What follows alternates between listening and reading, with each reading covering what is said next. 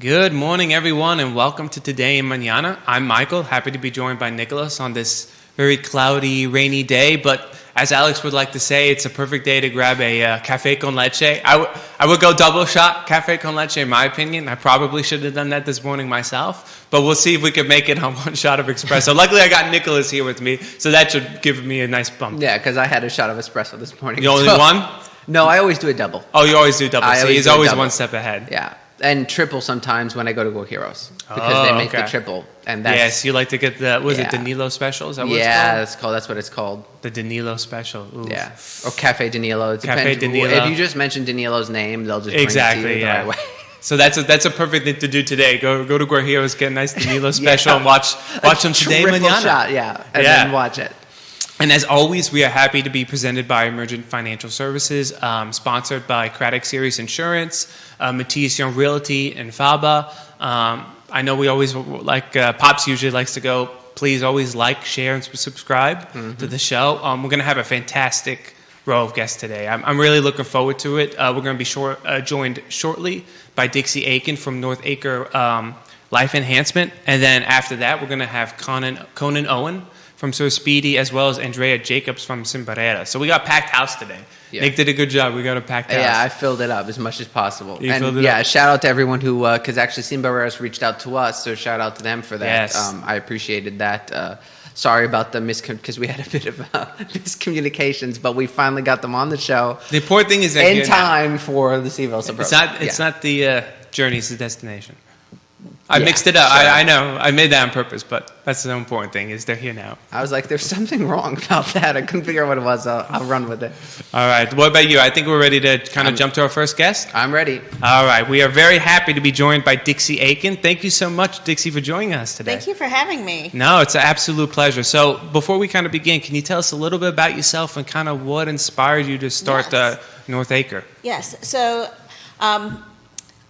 my name's Dixie, and I grew up in a household where holistic and more traditional medicines were always the first go-to, So if you have a cold, you're going to eat more onions, apples, cranberries. You got a headache, you're soaking your feet, and then pharmaceuticals was always if you absolutely need them type of thing. So I grew up with that mindset, and then working in the mental health field, I have seen a lot of individuals and families who have really struggled with wanting to use more holistic and traditional methods, but not knowing how to or how to even begin asking their providers about it. And I had my own experience with being in a very toxic work environment, which caused me a lot of emotional and physical ailments. And I was able to use my knowledge and my skills of more traditional homeopathic methods of healing myself. And at that point in my life, I was like, okay, do I even want to, I was leaving this toxic work environment. I was like, do I even want to stay in the mental health field? And I was connected with somebody who was doing wellness coaching. And that's when I began to think, okay, if I could somehow bridge this gap of using more holistic traditional healing with what I know as far as cognitive behavioral treatments and stuff, that would be something that I know that people are interested in doing. So this past year, I took a leap of faith and started North Acre Life Enhancement. Wow. And when you say wellness coach, what exactly does that kind of refer to? Well, wellness coaching can mean several different things. It can mean there's different programs that you can take. Some wellness coaches focus on nutrition and exercise. So I do some nutritional coaching because there's a huge link between the gut and emotions. Others, they will just work on stress reduction. So I do a little bit of combination of those things. All right, and your holistic approach, how does that get incorporated into the emotional wellness coaching? Well, I have always been big on not just looking at the individual. So I take a holistic approach, literally, of looking at, okay, what's going on in your family, your work, your environment, finances, are you spending time doing fun things for yourself? So I look at the whole person, and then because a lot of people, they do think, okay, holistic, they think of herbs and minerals. That's actually was my kind of first. Which I do include essential oils and Bach flower remedies in working with clients. But it is really looking at the entire person, and then incorporating those more traditional methods of healing, such as the nutritional coaching, the Bach flower remedies, which have been around for 100 years. I also do energy healing with clients, and crystal healing. So it's a lot of different things. So the energy healing, is that what you talk about with the crystals? It can be used in conjunction with the crystals, or I practice Reiki, which can also be incorporated with sound therapy, which is something I'm hoping to get started, or it can just be used individually, okay, like on its own. And I also saw on your website do you also do yoga?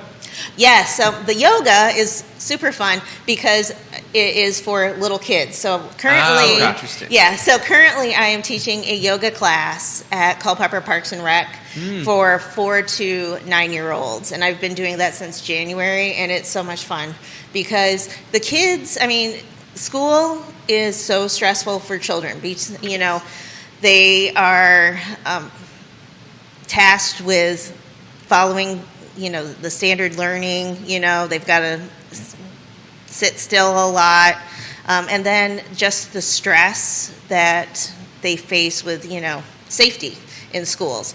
And I have worked with a lot of kids where that has been a big issue, is they don't feel safe, or they feel like they are just being misunderstood. So being able to teach the kids at a young age how to breathe and do mindfulness, I've had some great stories where a girl came back and she told me that she taught one of her friends during a fire drill how to use the bubble breathing that she had learned that week. Oh, so, it's really exciting to see how that they're using. So what's bubble breathing? Bubble breathing is you take all of your negative emotions or intense emotions that you're experiencing, whether it's fear or anger, and you imagine you're blowing it into a bubble, and then depending on how big that emotion is, you make it that size of a bubble, and then you just let it float away. So you're getting it out of your body. Because I always tell clients that emotions aren't bad, that it's how we handle our emotions. Because emotions are just chemical and electrical impulses, so you have to get it out of your body somehow. So just having that act of just breathing helps kids, imagine that they're actually getting it out. Yeah. Do you focus more on do you change how you approach having adult clients versus children clients, or how does that work? Yeah, definitely. Because, kids emotionally are not developed as much as adults. Right. And, their problems aren't the same as an adult, too. So, yeah, I definitely look at each client individually and then set up, how I approach them that way. Interesting. Okay. So when a client or potential client reaches out to you, kind of what's like the first step you kind of take them through? They're like, I'm interested in this wellness coaching. What are the first steps that you take them through? Well, I always do a free 15-minute consultation. That way I can get an understanding of what their goals and needs are to see if it's an appropriate match, because I am not a licensed therapist. I do hold credentials in Virginia that allow me to do certain things, but I want to make sure that they understand that that I'm not licensed. So there might be some clients that I need to refer to somebody who is, based on the significance of their issues or needs. So I want to make sure that they're getting the right type of treatment and they understand what I do. And so we just have a conversation of what it is that they're trying to improve, and how long they're wanting to, work with me, and then we just develop a plan from there. Mm-hmm. And what are some of the biggest challenges you've noticed your clients have been facing, whether it's stress related, anxiety related, fear related? I'm kind of curious as to what kind of you're seeing in trends in people. It's definitely stress and anxiety. And has significantly increased since the pandemic. And just knowing how to make social connections has also been something that I've been working with my teen clients. And even some of my adults, just knowing how to make those connections, and it's like we forgot almost, after being in the pandemic. Yeah. But a lot of people, everything has changed in our world, how everyone approaches working and spending and visiting, and even interacting, in social situations. And that seems to be where the stress and anxiety is coming from. And what are some pieces of advice you would give to people if they were struggling with that? I always tell people that you need to start slow. So if you have, some social anxiety, don't go to a concert right off the bat. Go to something small, Yeah. And because the more you do something, the less that anxiety is going to be there. So, find something that you like to do. Maybe if you are into writing, start going to a writing club at the library, and then, build up from there. So take small steps, because one of the biggest reasons people fail with their goals is that they forget to develop those small steps, and they just try to go full speed ahead. So when you approach it and take the little steps, you can be more successful. Now, I have a question for you. Because I know it's one of the things about holistic that's great is that, of course, it covers everything, as you mentioned before. How do you handle if a client comes in and it's like, I don't want the nutrition piece because I like eating, 10 pounds of bacon for breakfast and I'm going to stick with it.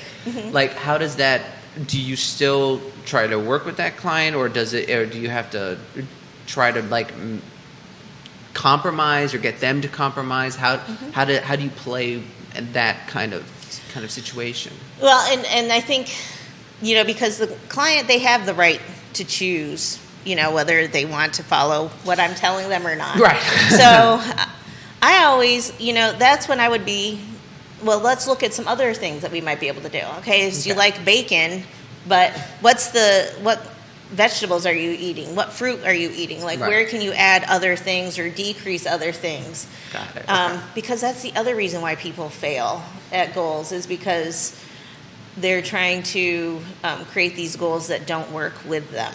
Right. So I definitely want to create something for the client where they're still going to be able to enjoy the things they love, right, but still be successful. Okay, got it, yeah.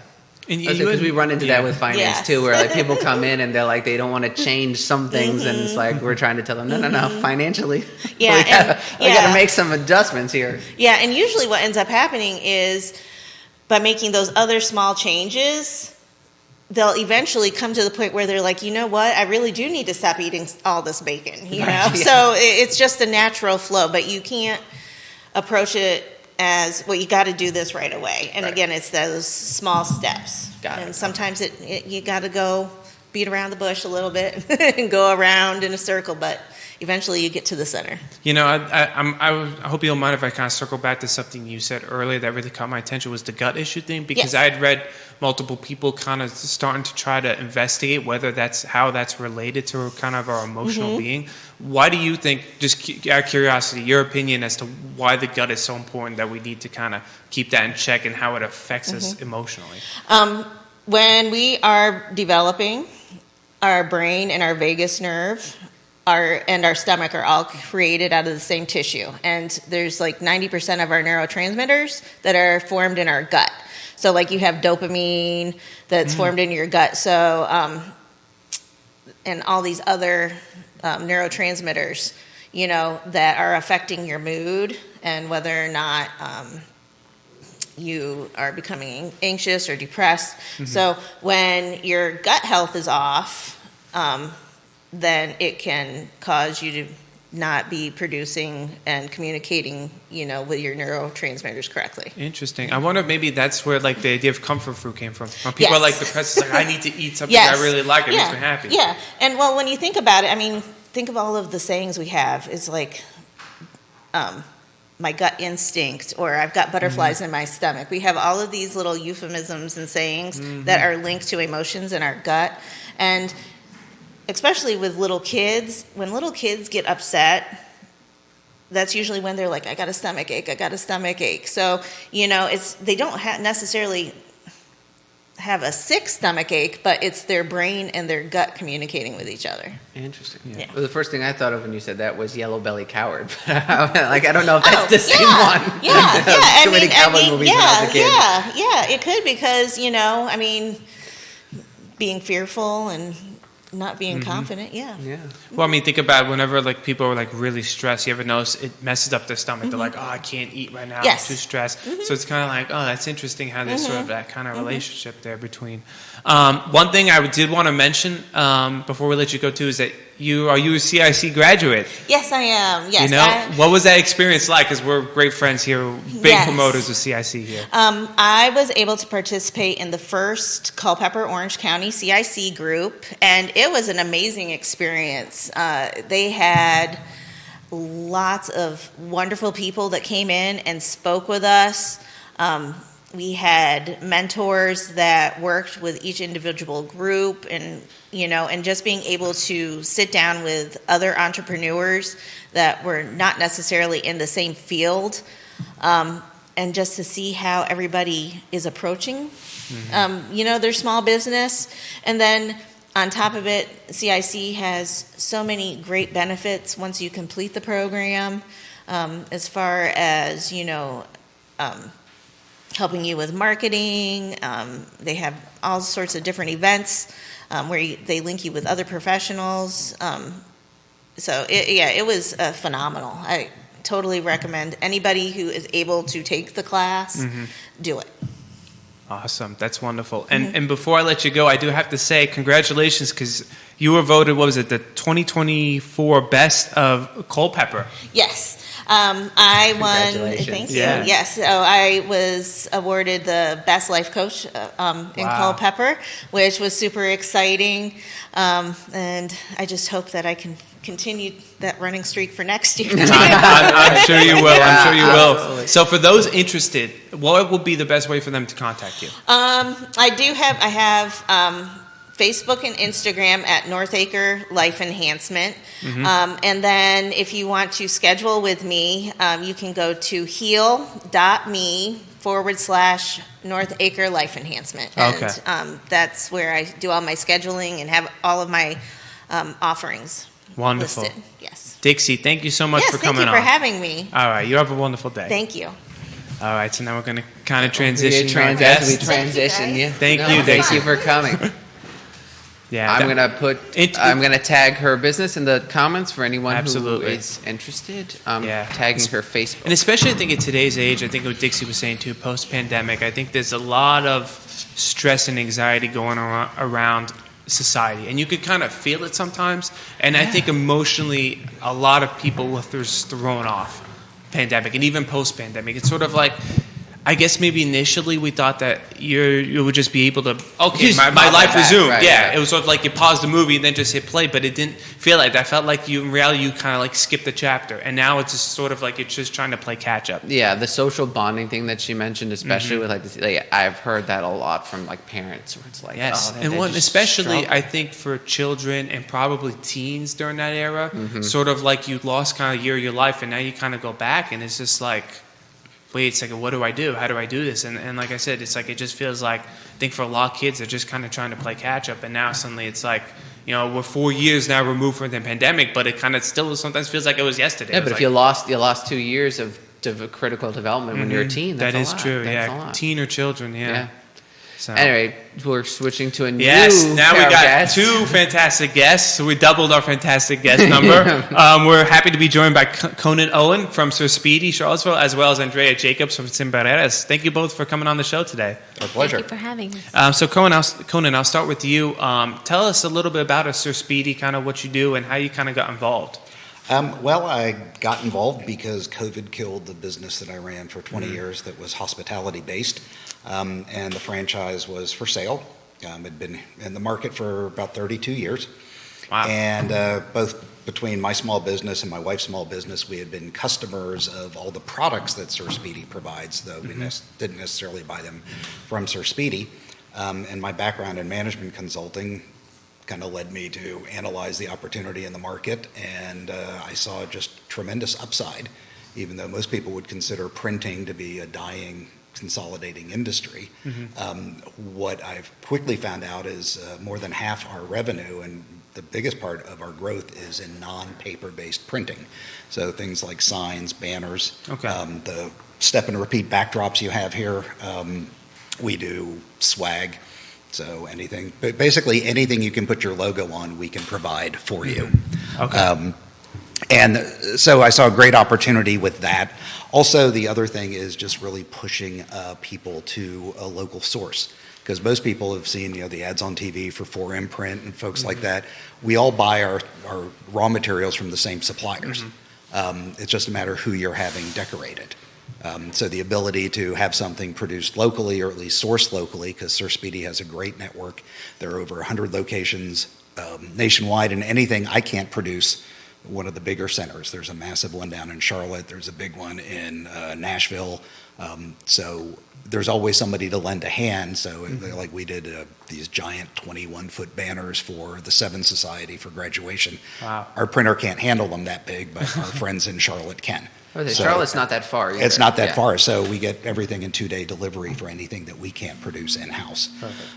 We moved to a new location last month, and we're celebrating our 2-year anniversary of me taking over next Tuesday, October 1st, and we're having an open house to show off some of our new capabilities. We have a garage, so we can do vehicle wraps and decals now.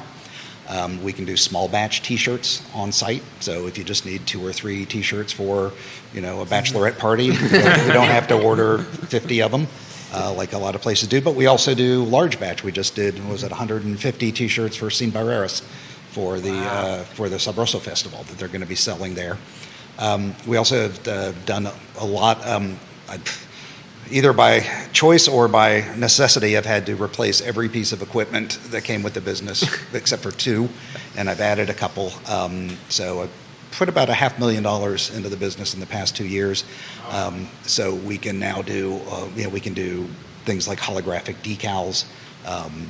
Is a big part of our business. A lot of wall murals that are, a lot of interior decor that's done on textured or smooth vinyl, floor decals, window decals, wall decals. So that's really where the growth is. I don't think of it as a printing business. I think of it as a branding and marketing business. I went to Darden many, many years ago, so I look at it from a business perspective and a business owner's perspective. Traditionally printing has been considered kind of a blue-collar industry where you're just fulfilling orders, but really what we're doing, the way I look at it, is coming up with solutions to your marketing and branding issues. That was exactly what I was going to follow up on, because I noticed on your website you had an emphasis on the marketing.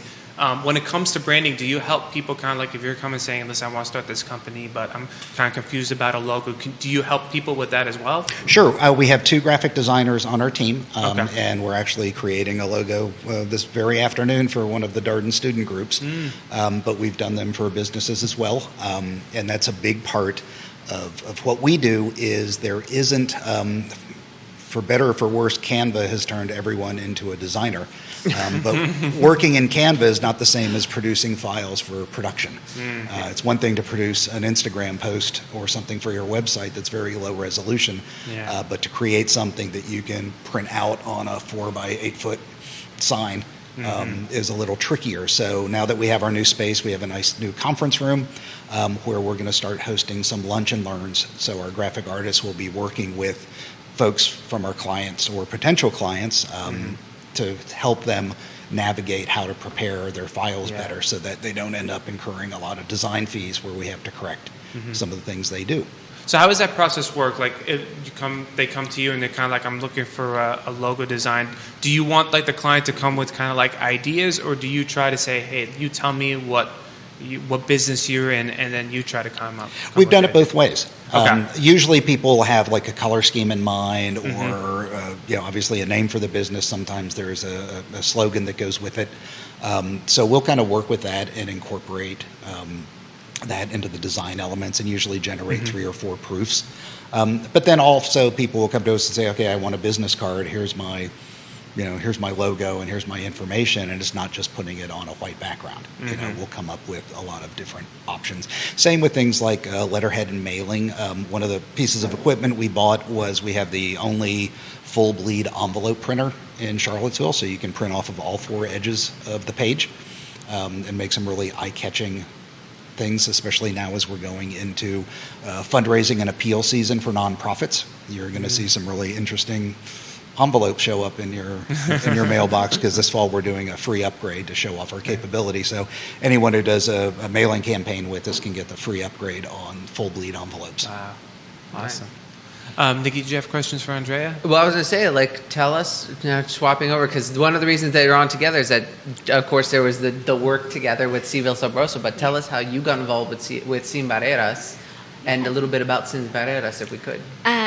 So I personally got involved with Sin Barreras about 8 years ago when I found out that they hosted a Latino festival, because they have been doing it now for 11 years. I found out about the festival 4 years into them hosting it, and I was very surprised because I originally come from Houston, Texas, which has lots of festivals throughout the year. So I was very, very intrigued and wanted to get involved in helping them, continue to host the festival, because it's so important for our community.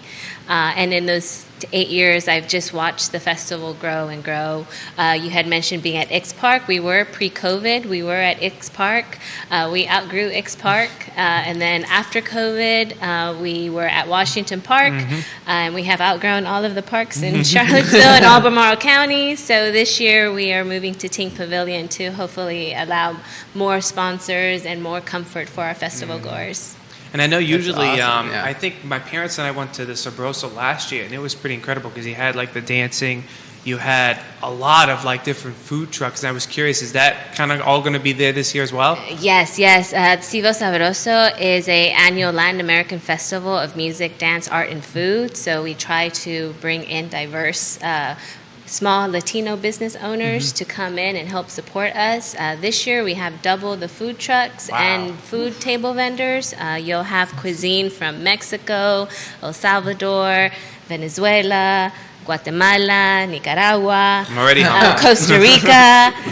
So if you are a foodie, all the good places. If you are a foodie and just come down, it's 9 hours of dance and entertainment. You can bring your lawn, your picnic blankets, your lawn chairs. There will be seating available there. So and just hang out with us for 9 hours. And if I'm correct too, last year weren't there also kind of vendors kind of selling clothes? Is that also going to be there as well? Oh yes, we doubled our artisan vendors as well. Whoa. So we will have vendors representing Guatemalan artistry, I think Mexican artistry, as well as some Peruvian artistry. So lots of different choices for art goers, dancers, musicians, lovers of Latin music.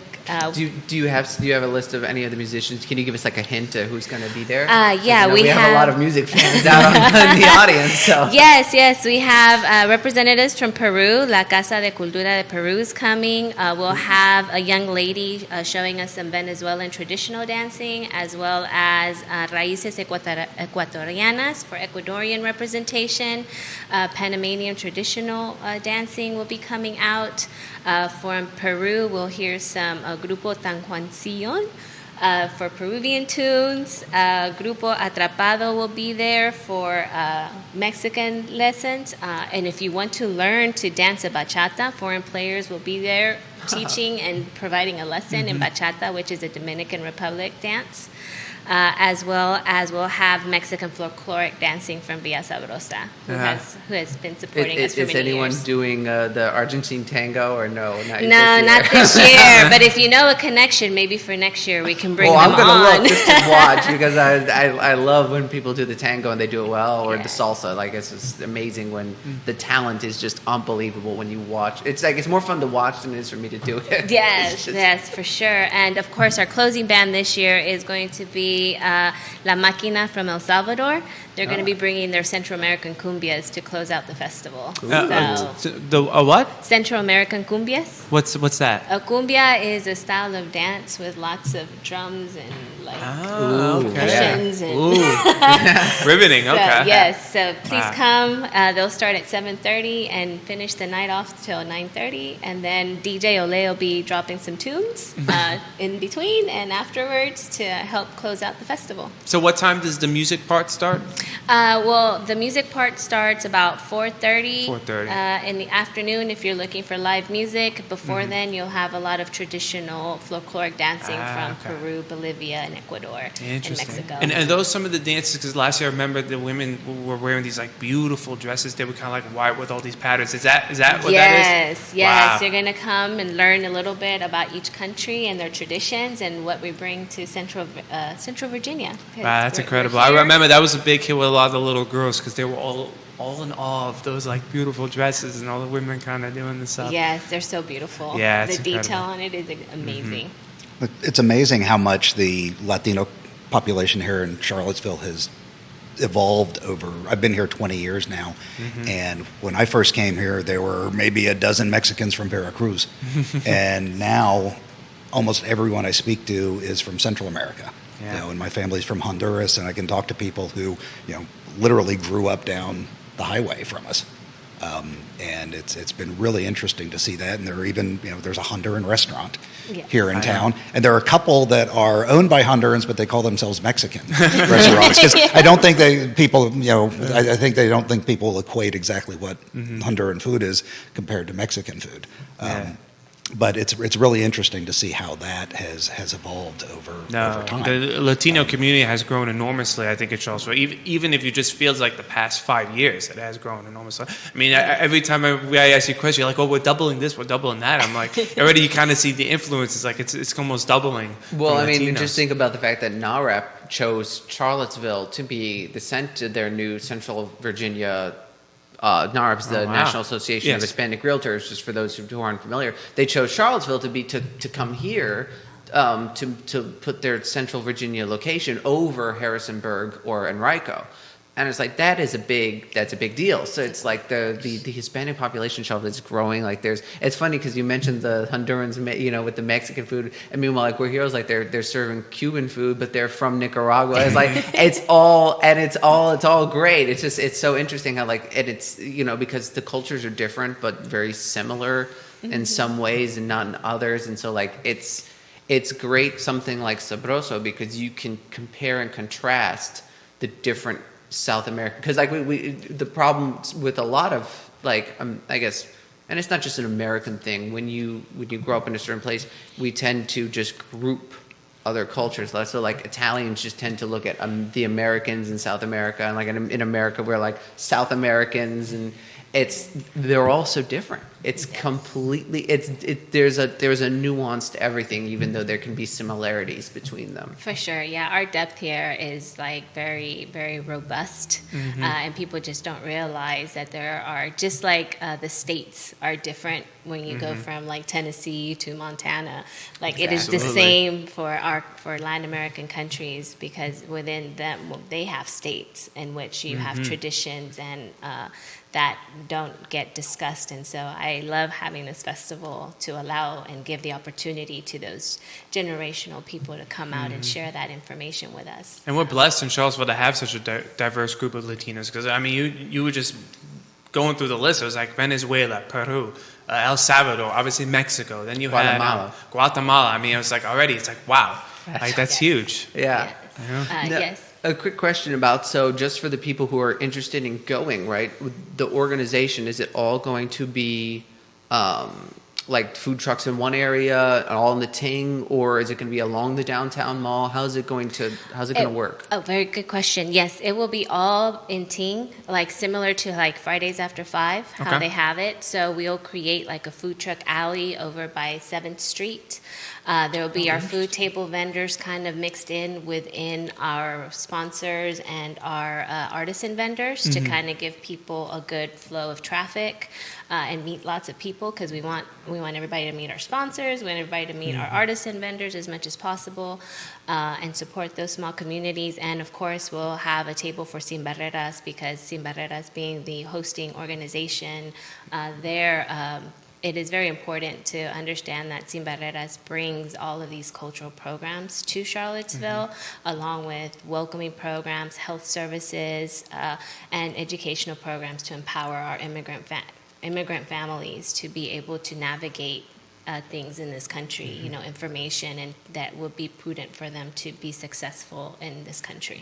Absolutely. So where's the best place for people to get tickets for the Sabroso Festival? You can go to Ting Pavilion. They have access to our purchasing platform, as well as CVille Sabroso on Facebook. I will note that the pre-purchasing is closing tonight at midnight. So if you can't get your tickets today, we will be selling tickets at the door on Saturday. Okay, perfect. Oh, interesting. Okay. And one thing you'd mentioned, the growth with this realtor the Realty group is putting their headquarters here.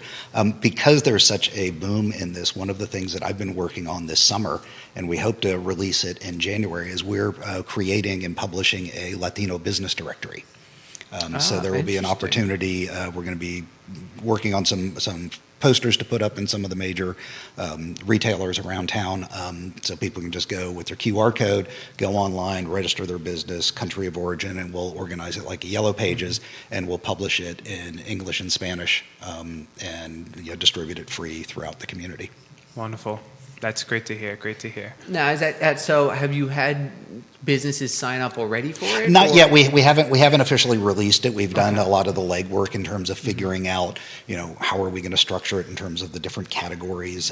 Also figuring out what are going to be some of the points of distribution for this, because there are also some of the cultural issues of register your business. And, right. No, of course. And that's part of the reason why we're going to be at the festival, is to kind of be able to talk to people and find out where some of these folks are, because one of the things, of course, is in the Latino-dominated industries is so much of it is mobile, whether it's food trucks or home services or building services. There isn't a storefront. There isn't a bricks and mortar where we can go knock on the door, other than some of the mercados in town. But and also working with some of the the mainstream businesses, for lack of better words, in terms of sponsorships and their ability to address this market. CNF Bank has a Latino outreach account manager, which is the first that I know of in the area. And places like Sherwin-Williams is sponsoring the T-shirts for Sabroso. Because it's we have a lot of people in the trade industry, and I was in there the other day to get some paint for my office, and everyone behind the counter spoke Spanish. That's amazing. So part of it is not just registering the businesses, but also the businesses that tailor to and are suppliers to the community, and folks like banks and automobile repair shops and even car dealerships. Where are the places that Latinos can go and find folks like me that can walk in and get a consultation in Spanish and figure out how they're going to wrap their food truck and answer all the questions that they want. It just makes it that much easier. You see, I think that's you bring up a great point, because I think that's one of the things that when we first came to Charlottesville, my father Xavier was happy to see was the fact that Latinos were integrating more vertically along the business chain. So there was more. It wasn't just that they were opening up storefronts and restaurants. They were also opening up being suppliers. They were in services. They were in insurance. They were doing not just the business. They were doing also what the business required. So seeing Latinos start spreading up and down the vertical integration chain for businesses is really, really essential and important, especially in this country, because that's how you get such a successful, vibrant community. So it's really great to see, and the fact that like having having a directory like that would be really interesting. Yes, I feel like is Simba. Are you working together with Simba on that, or is it just something? Yes, I have worked with Conan and his team on giving him some, because I had started a list of Latino-owned restaurants. Because, like I say, every time I've been working on the festival every year, so I try to bring in different restaurants every year, not just to give every Latino small business an opportunity to showcase their business at the festival, and also just to diversify, right? Mm-hmm. Like I said, like each of our countries has states within them. So even though I say there's Mexican cuisine, but you don't know if that's from Veracruz, you don't know if that's from like Mexico City, you don't know if that's from like Cancun, because like all the flavors are so different. And so again, like just trying to, I had started my own list, and so I've been working with Conan and sharing that list with him, so he can start also networking with them, and getting the community comfortable with the idea that we need to support each other as much as possible and get our businesses out there, and let the community know we're here. We like the support, and we love sharing our information and our traditions with the community here in Charlottesville. Fantastic. Well, best of luck to both of you. So before we let you both go, Conan, I actually have one more question for Andrea. Okay. Is there a next step for CVille Sabrosa for next year? Are there plans?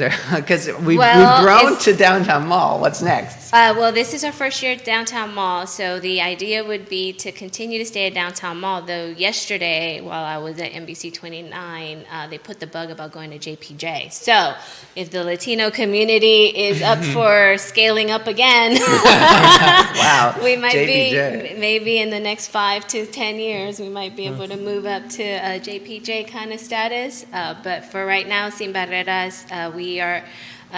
This is our first year charging for the festival, which is also like a little bit of a shock to the community. Moving to Teen Pavilion is not a cheap project, and so this year we try to keep the tickets affordable for families. We kept kids 12 and under free, teenagers 13 to 17 at $5, and adults at $10, which we thought would be reasonable to help us continue to afford and create the operations that we need to host such a cultural festival here in Charlottesville. I might be in the minority here, but I know sometimes the weather can make these events difficult, but I kind of always prefer outdoor events. I don't know why. I like the fresh air. It feels more lively when it's outdoor versus kind of inside. Yes. But I don't want to deter you in case you guys are growing. I mean, like I said, we could also come stretch down the downtown mall, like how what is Tom Festival does. Absolutely. So maybe we'll just consume the rest of the downtown mall as we grow. I was going to say, most festivals you see, whether it's Mexico, Europe, everywhere, they're always like, they line the street and they just do the whole, I don't know. They took over the whole town. Yeah. I mean, just turned Charlottesville. This is a I've seen videos of the feast day of Santa Rosalia in Palermo, and it's just like exploding, and like there's fireworks, and the whole street is just consumed with floats and people. I'm sure the downtown mall has plenty of space to stretch out along. Yes, maybe we'll come. The downtown mall can use some livening up. Yeah, anyway, they could use it. They love it. Yeah. Yes, so we got I'm lots sure of models. Greer would love it. Yes. The downtown community has been amazing and accepting us and allowing us to come and host this festival this year. Wonderful. So hopefully, wish us luck that everything turns out I great. think it's the weather's going to be beautiful. So there we go. All right, it's already clearing up. So we're getting ready. Perfect.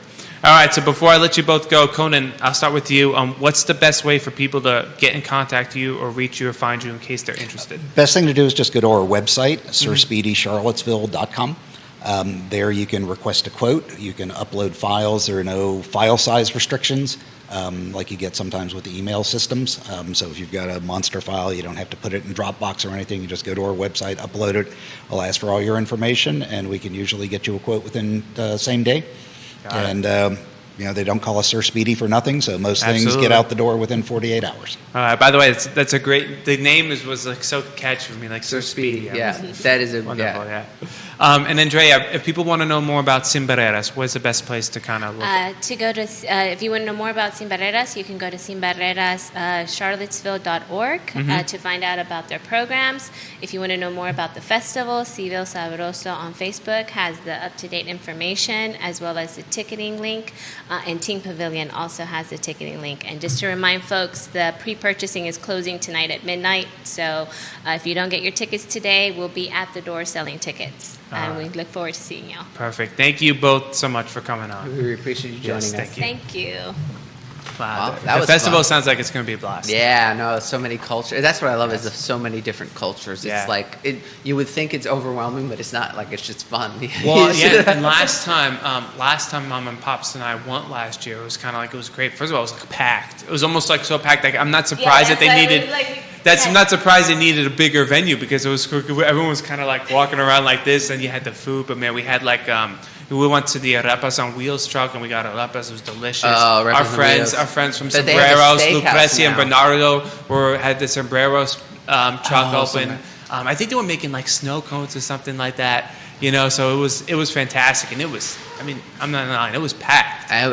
You know, we saw Virgil there. I ran into him. So Virgil. So